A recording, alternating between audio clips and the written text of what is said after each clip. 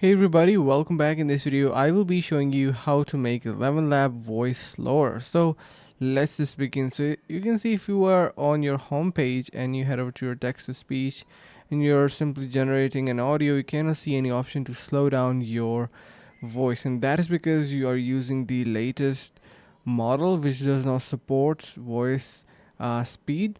So for that, you're going to be simply jumping to the high quality or the V2 model, and once you do that, you can see we have the speed option now enabled. You can simply decrease it to whatsoever that you would like, and then you can generate your audio and it will be sounding much more slower. Asked to choose a network, make sure you select BNB Smart Chain as this is important. You can see it really sounds dizzy and slow. You can even slow it down. You can see, let's just generate that again. Once it asks to choose a network, make sure you select BNB Smart Chain as this is important. And finally, if we make it all the way down, you will see that it will be really slow.